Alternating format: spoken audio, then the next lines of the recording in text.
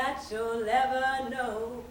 I said, ain't no love like Fro love. Ain't no love like Fro love. It's the best kind of love that you'll ever know.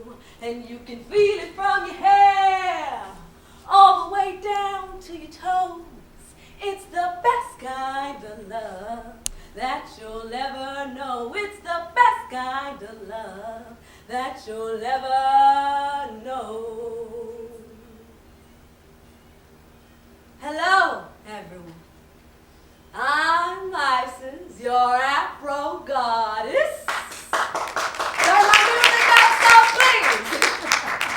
I said I'm ISSA, your Afro goddess. Yes, that's more like it. And this is the Goddess Lounge. Welcome to the experience.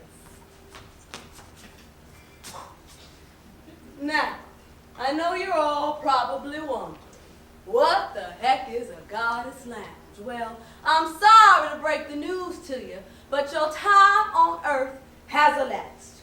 That's right, you're dead, but don't worry because your soul still lives on. And it's time for me, ISSA, your Afro goddess, to take you into the next dimension. Now, you can relax because this ain't hell. But don't get too excited yet because it ain't the other place either. The Goddess Lounge is that one stop you gotta make to get that extra boost of positive vibrations before going on to paradise. And when I say paradise, baby, I'm talking about melanin heaven. What? You thought God, our creator, and all them up there had time for racial tension? Oh, hell no, baby. They gave us melanated people our own spot to be us and vibe out and party, of course. And for those who need clarity, when I say melanated people, I mean black people. Yes, that includes some of the Latinos also. Well, the ones that don't get offended when you call them black, because we all know exactly where those people went. But yes, if you're in a shade of brown, from yellow to caramel to delicious chocolate, to that deep, dark purple, blue, black, and unashamed of it, you're welcome up there in melanin heaven. So, if you've made it this far to the Goddess Lounge, you ought to be proud of yourself. You've kept faith in all that you believe in, and most of all, you stayed true to your people.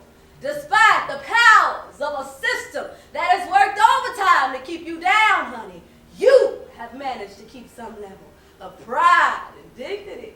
So don't be afraid, we're here to have a good time. But for now, it's time for me to perform my next number. What is Fro love?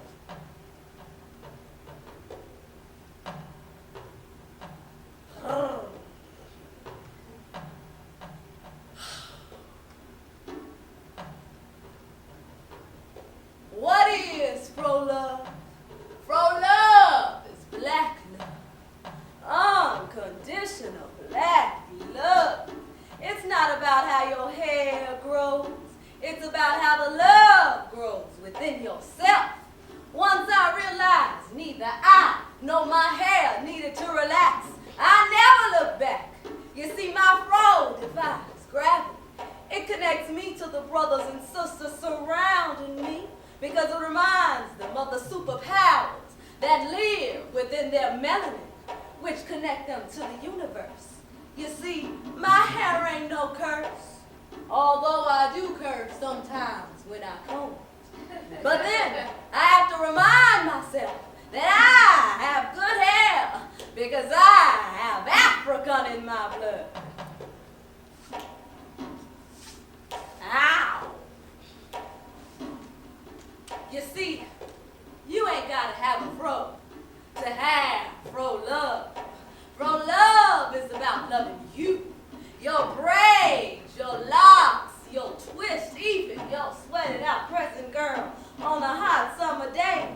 Because we are not our hair, but our hair is us. It's our individuality, our black love, our Fro love. Thank you. Oh, thank you. Y'all are too turn my lights up some, please. So, in honor of me showing my gratitude to you all, I'd like to move on to a special part of the program that we here at the Goddess Lounge like to call Ask the Goddess.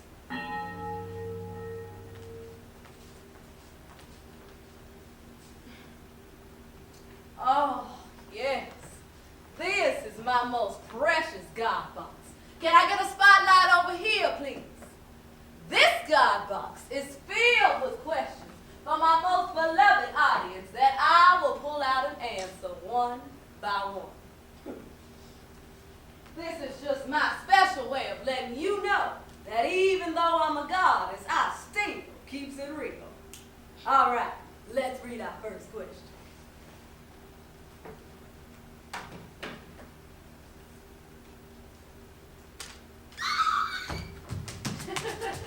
Dear Opera Goddess Isis, I'm a YouTube blogger and I've been admiring your room since I got here. I want to go natural, but I don't know how. I mean, it just seems like way too much work. I mean, I don't know if my hair will grow out the way yours does. Got any tips? Help a sister out from YouTube blogger, Journey to Be Relaxer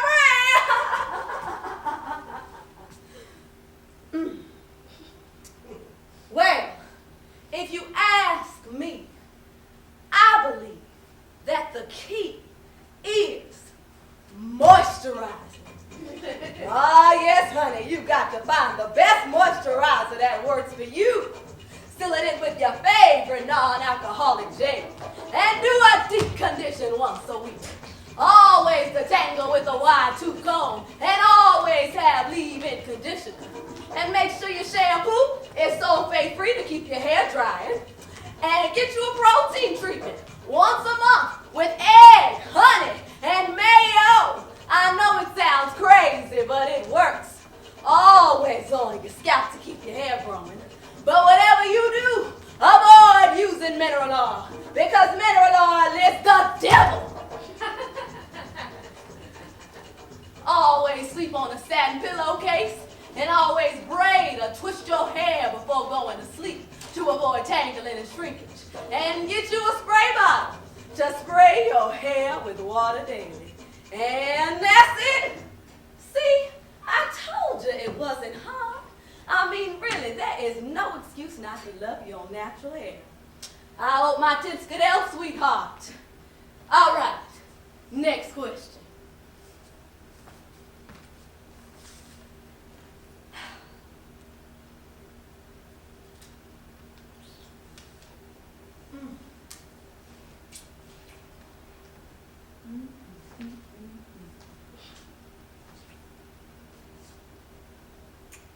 My lovely, beautiful, African queen, empress, Nubian goddess, Mama Africa herself. I see pyramids when I look into your eyes, girl. Afro Goddess Isis, I have one question for you. What made you become an Afro goddess? Sincerely, King Khalif El-Amin Ra. Well,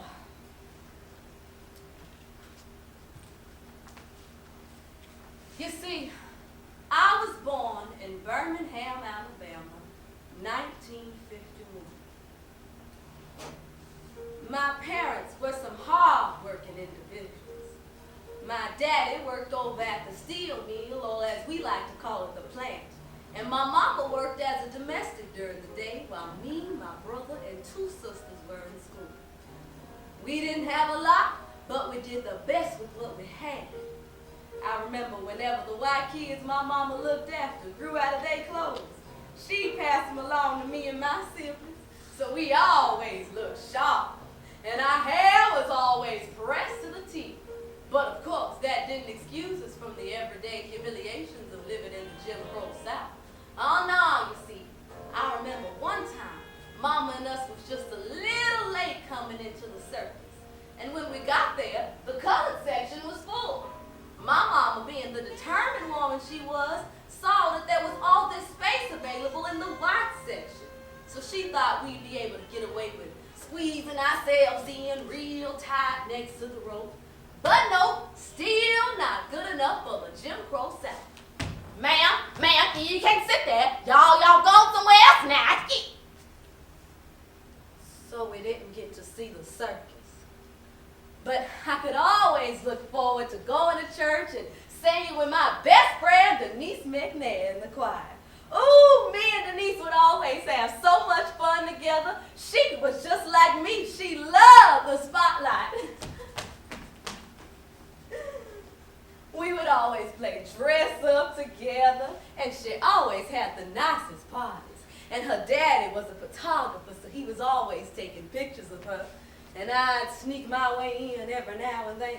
And that's when I really learned how to work the camera and be fabulous in all my colored girl glory. Oh, me and Denise were going to take the world by storm. It didn't matter that we was just little girls. I mean, we were going to be in Hollywood movies one day, like Sidney Poitier and Dorothy Dandridge.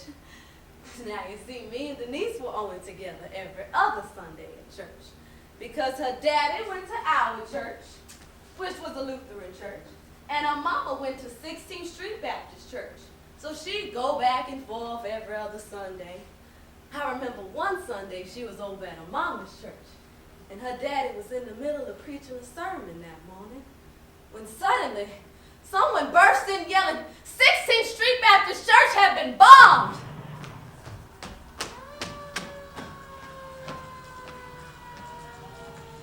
Family and I got over there as soon as we could. I mean, there was fire trucks everywhere. And the air was so dry. All I could see and hear was people crying, people screaming, like there was no real escape. It didn't feel real. None of it felt real. I mean, what kind of person would blow up a church? It was our place of escape from the everyday hardships of being in Jim Crow, now crumbled into pieces. It said that the bombings blew up closer to the basement, which is where I know Sunday school was held, and I knew that's where Denise was, but I kept seeing person after person come out. I mean, most of them were coughing or having trouble breathing, but they were alive, so I kept hope. I just kept waiting for her. Waiting to see her smiling face and one of those beautiful Sunday school dresses she always wore. Hoping I could just take her hand and we'd go and pretend we was in some Hollywood movie just like we always did. I just kept waiting for her. But she never came. And then my mama told me that she wasn't gonna come. 4 little girls were killed that Sunday morning.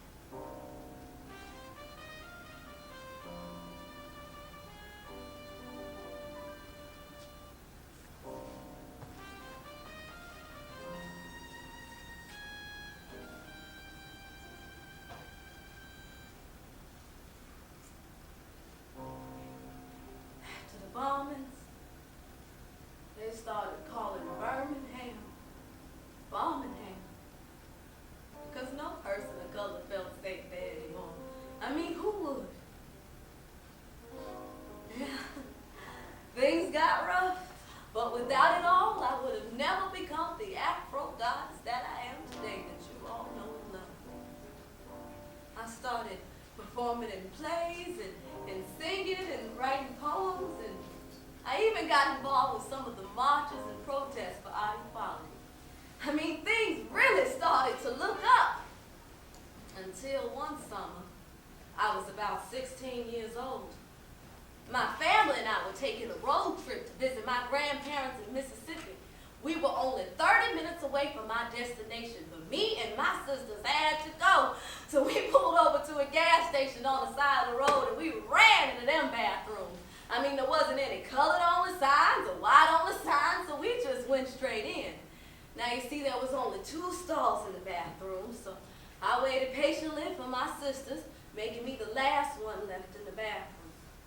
I barely finished flushing the toilet before I heard the loudest, meanest voice burst into that restroom yelling, "You nigger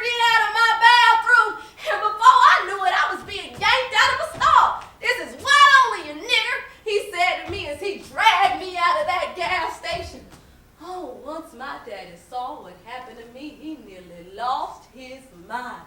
You done lost your damn mind putting your hand on my little girl like that, or I'd have smacked the red off your neck. You see, everybody on my block was afraid of my daddy. They knew just by the way he looked at people sometimes that he was not the man to mess with. And you could tell by the way he was looking at that white man that it wasn't going to end well, but it kept going. Don't you ever disrespect my family like that again, you piece of shit. He wasn't about to leave without that white man knowing it.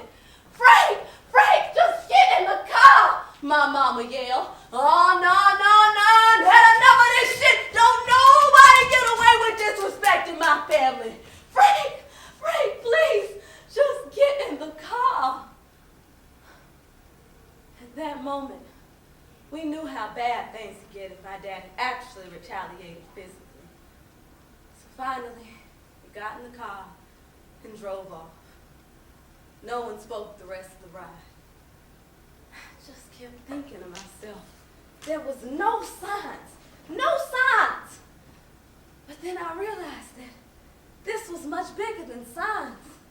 No, this was about hate.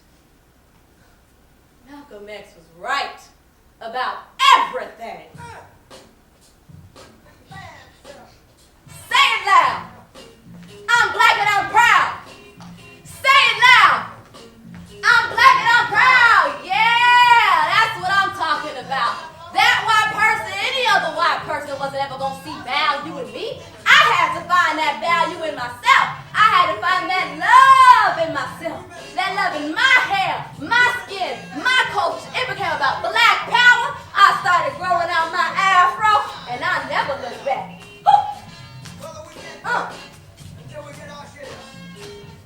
Say it loud. I'm black and I'm proud. Yeah, say it now. Say it loud.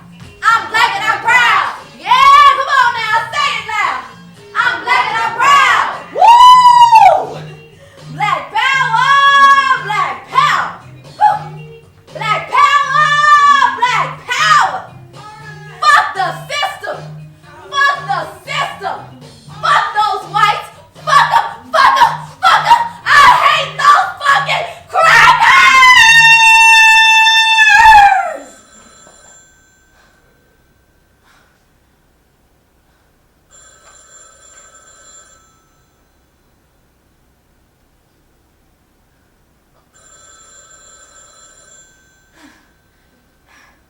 Excuse me for a minute. I have to answer the phone.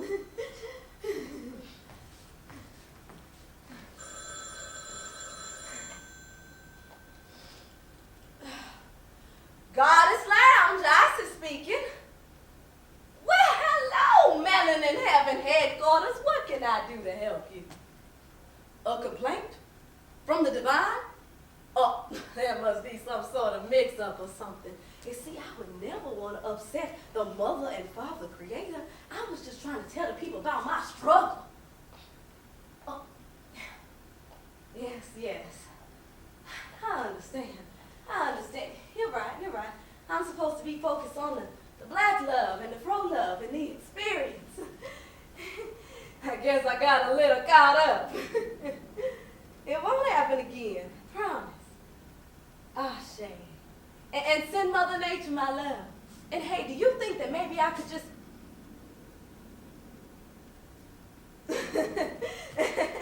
Y'all are so funny. Well, I love you too. All right. I'm sorry about all that. You know how those ancestors can get. Well, I guess it's time that we move on to the love of the show, right? I mean, I don't think I would have ever become the Afro goddess that I am today if it wasn't for love. Now, you see, after I graduated high school and Dr. King was killed in 1968, I hung around for a little bit, but then I figured there was no reason whatsoever for me to stay in the South. So I packed my bags and moved straight up north with my aunt in Harlem. Once I got to New York City, I dove myself into my music, my poetry, my theater. I got involved with just about every community program I could find. I made a lot of new friends, but at times I still felt pretty alone. Until one night, I had just finished performing at the Negro Ensemble Company, and I was taking my bow. And that's when I saw him, the prettiest motherfucker I'd ever laid eyes on. I tell you, he was about 6 feet tall, skin of a Hershey chocolate. I mean, everything about him was perfection. He had a nice body, a perfect smile, an afro made by the gods, and eyes that told stories. He introduced himself to me.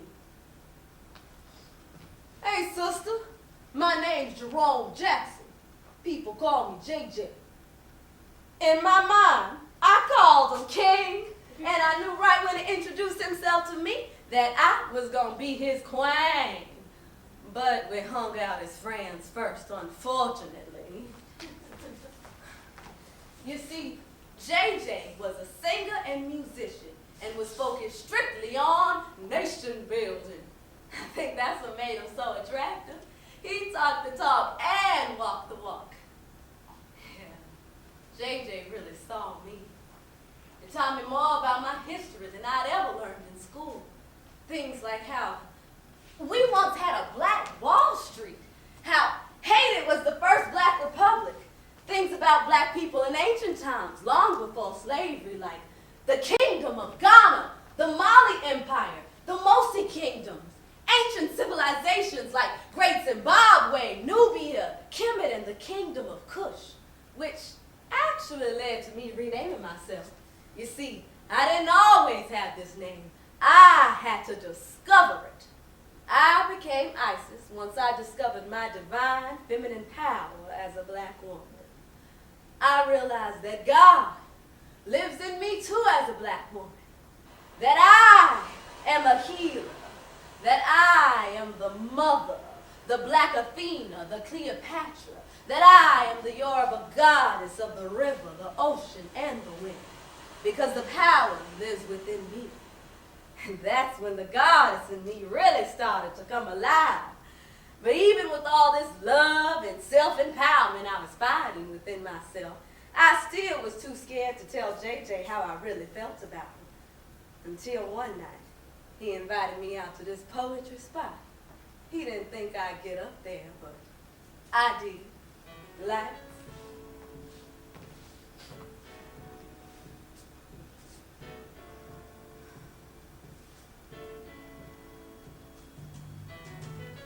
Hell, I'll admit, you turn me on with your New York accent. And I love it when you sing to me. It does a crazy thing to me. And I love it when we rap, because you never talk about crap. Everything you say is real, and I understand how you feel, brother. This system is a real bitch to you, and I know it, because you always show it. Well, I'll be by your side forever. We gonna make it out of this together. And I don't know how you feel about me, but I promise you I'm not yet in LOVE. I just care about you, and I know you care about me. So I'll be your friend or your girl, baby, whatever you want me to be. Just as long as I get to be around you, because that's all I need. And after he heard that, he knew there was no way he could deny us being more than friends any longer. And he didn't want to. I was his, and he was mine, and that was the way it was going to be. Come on, y'all, let's give a round of applause for that love. All right, now, that's what I'm talking about. That's the way we do it at the Goddess Lounge. Because once you get on up to Melanin Heaven, you can't act like you don't know nothing about that black love. All right, is everybody feeling good? Yeah. All right, then. Now that everybody's feeling good, let's answer some more questions from our God box.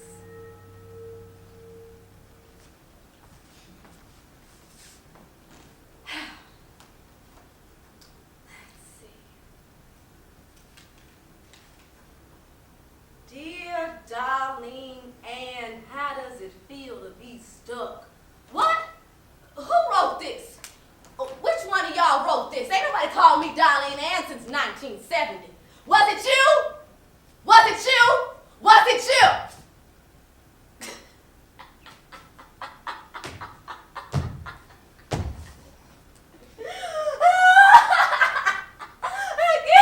I get it. It's a joke. I see some of y'all did y'all research before coming to the Goddess Lounge, eh? Ooh, that was a good one. Talking about how does it feel to be stuck? I'm the Afro Goddess. I can never be stuck anywhere. All right, that was fun. Let's try this again, shall we?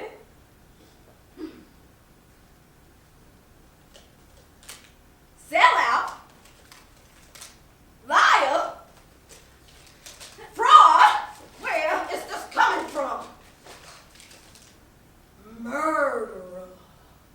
Oh, that's it. That's it. That's it. That's it. I done had enough of this shit. Whoever pours in my God box with lies will pay.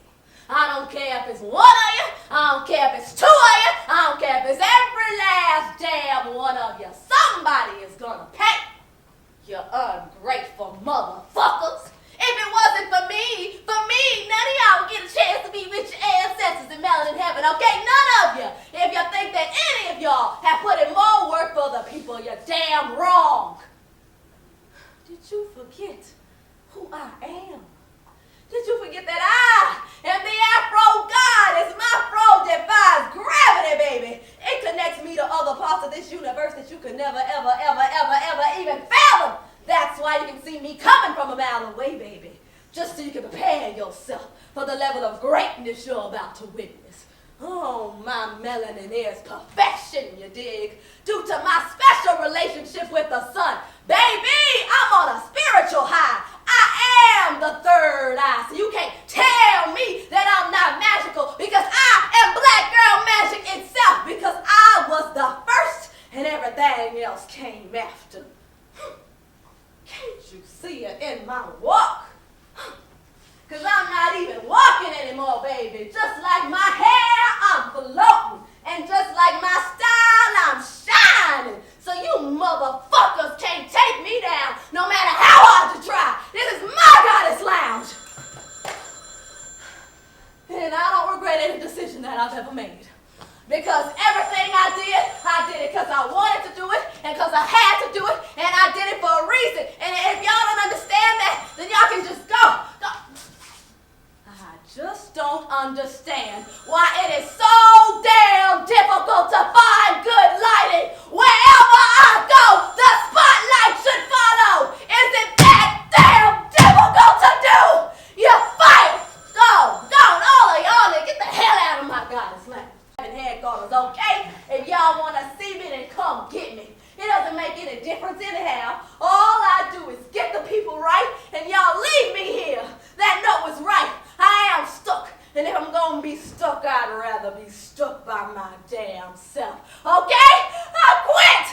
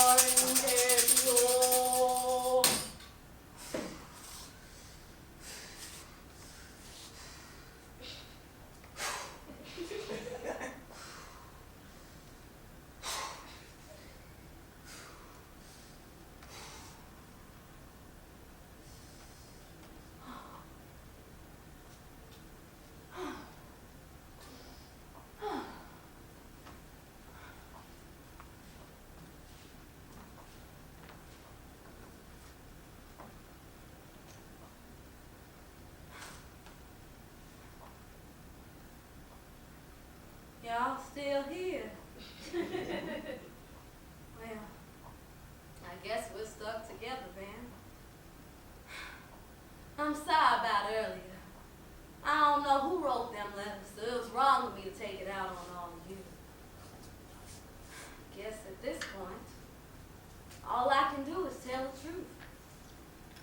The truth is, I am a liar, I am a sellout, I am a fraud, I am a murderer. I didn't want to be, but I am. It was the beginning of 1975. And after years of performing all over New York City, my name was finally starting to get some buzz. Now, at this time, I was still seeing JJ. And at this point, we had become what y'all like to call a power couple. I mean, we had a whole thing set up.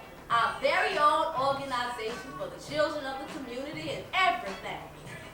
But we didn't make much money, and we gave away just about everything we made. So when the opportunity came for me to go on the road and make some more money, I took it.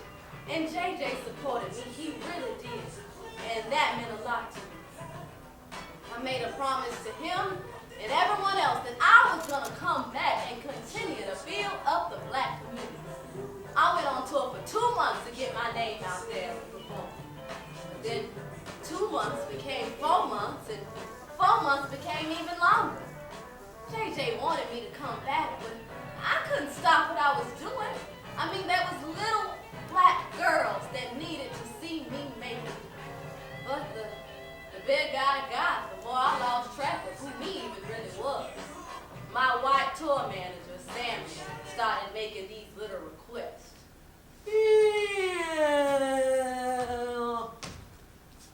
I know you like to open up your show with a little bit of poetry, but most of your poetry is difficult for people who aren't black to relate to, and most of your audience is white. And you should stop singing Strange Fruit. It's a little bit old and outdated. I mean, black people aren't being hung from trees anymore, and you think you could switch it up a bit? I mean, I think you might be giving people the wrong impression with your hair. Tina Turner wears wigs and you like her, don't you? And I tried explaining to him that my hair was more than just a hairstyle, it was a statement. And there was no reason for me to hide my true roots. But I took his advice anyway and made the changes and straightened my hair. After a while, I started feeling more alone on the road than ever. Me and JJ had broken up and hadn't talked to each other in months. And my manager still was not able to make me a star. Well, they already have their Diana Ross, their Pam Grier. I guess they don't get this whole ISIS thing. It's not that you're not talented, kiddo, you just don't bring anything new to the table. Once I realized it wasn't going to happen for me, I knew I no longer belonged there. So I headed straight back to me and JJ's apartment in Harlem. But when I got there, things looked different. The place looked like had nobody been there in months.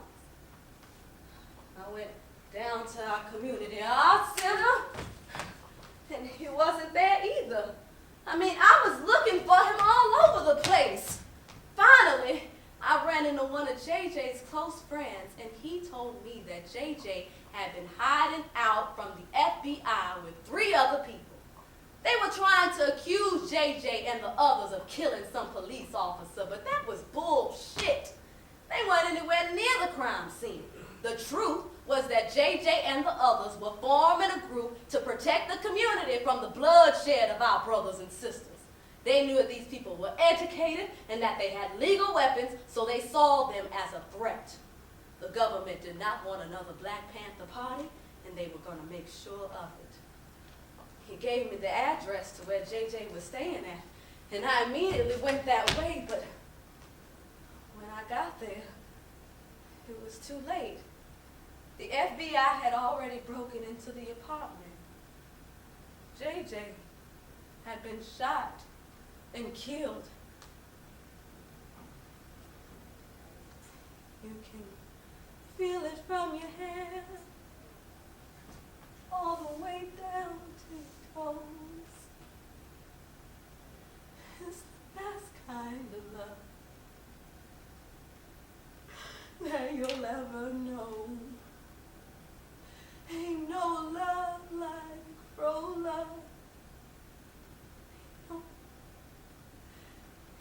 If only I had come back sooner. It was my fault. My fault. JJ needed me and I left him. The community needed me and I left them. Maybe if I would have never left, JJ would have never started that group. Or maybe he would have, and I would have died right there with him too. But at least JJ died with a purpose, an undying love for his people. Dr. King said a man that ain't willing to die for something is not fit to live. What was my purpose, huh? What was I gonna leave behind? My crown, my glory, my precious Afro had been ruined from all the heat I was putting in it. I mean, even when I was down, my Afro would always lift me up. But even she had abandoned me.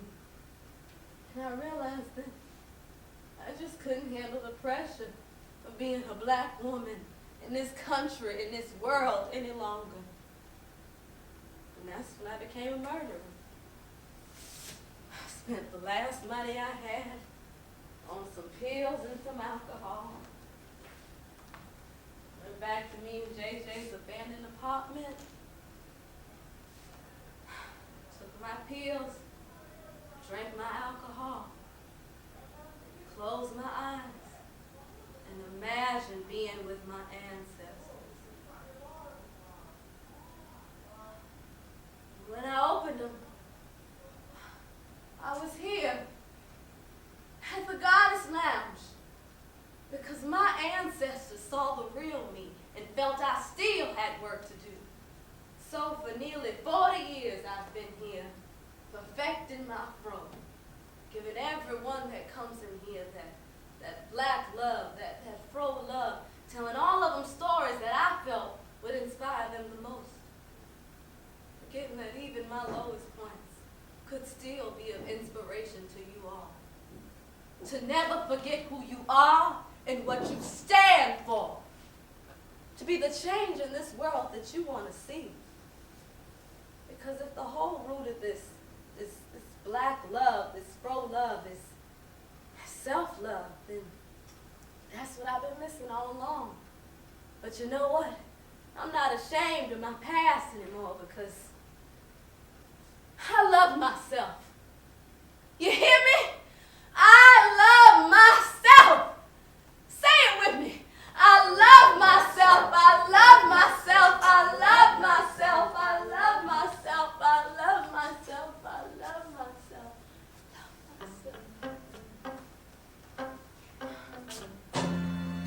Oh, shit. Oh, shit. I'm in melanin heaven, y'all! To call this place paradise would be an understatement. I don't even know where to start first, but I'll start with the food. This is some of the best food I've ever tasted in my life. And it's always been known that black folks can throw down, but shit, can't nobody throw down like the ancestors. And everything is real. No GMO, no commuting to the other side of town to get your non-genetically modified food. And no drinking the water and wondering if it's poisoned or not. Everything is organic because we chilling with Mother Nature herself. Oh, hey, girl. I love them shoes. And the fashion here is on the next level, literally. So many colors, prints, shapes, and designs. It's like every day is a fashion show. And y'all know I gotta tell you about the hair. There's no such thing as a bad hair day in melanin heaven. I mean, the people here literally know how to make their braids and locks float in mid-air, y'all. Mid-air. It's amazing. And ooh, this weather is amazing.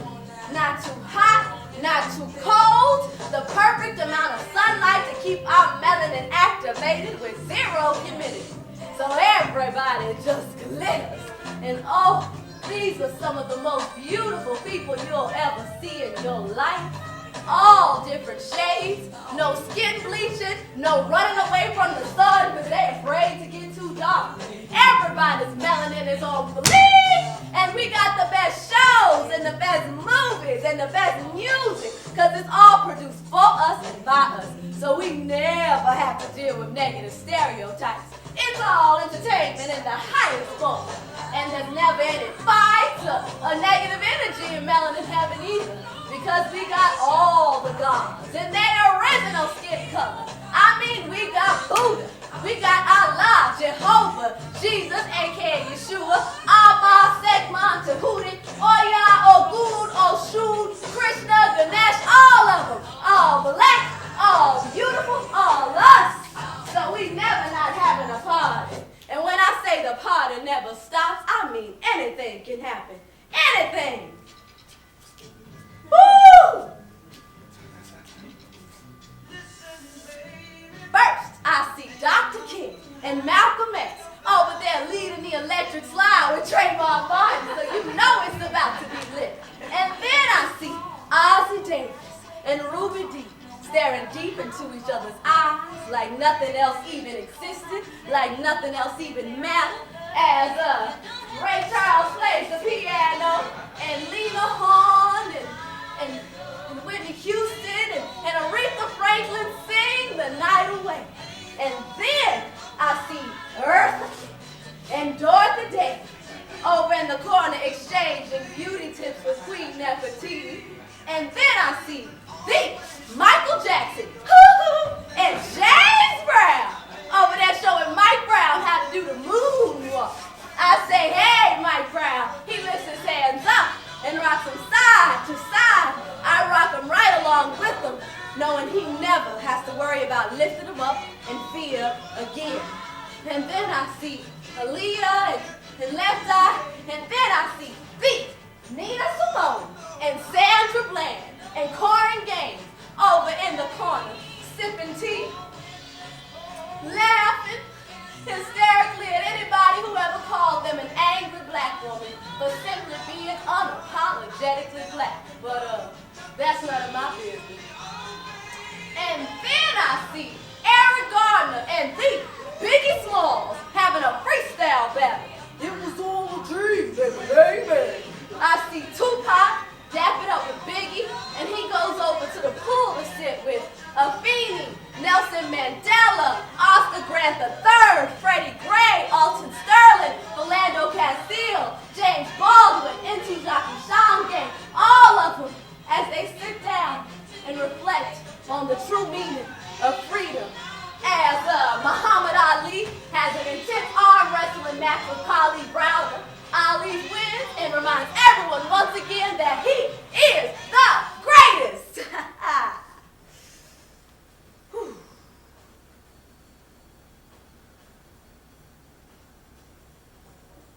And then I hear a woman's voice sing. The free bird leaps on the back of the wind and floats downstream to the current ends.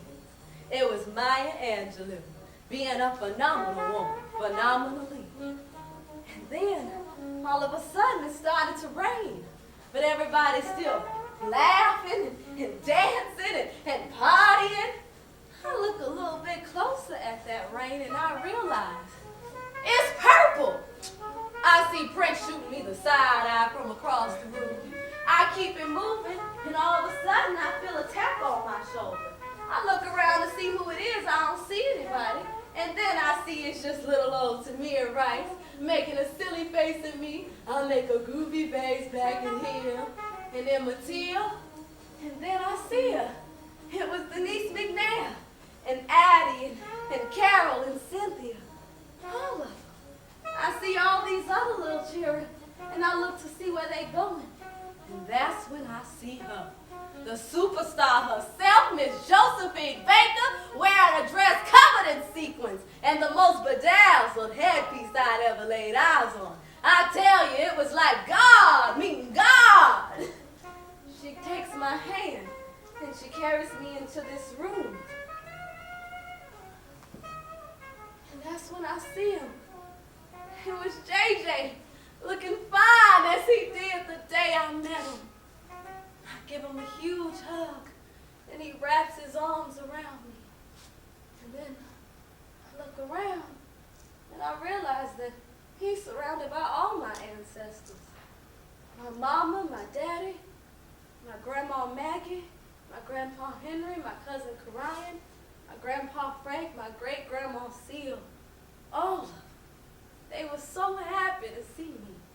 They had been waiting for me to love myself this whole time with all their love. Well, their Afro love, of course. So, it wasn't nothing else left to do but party now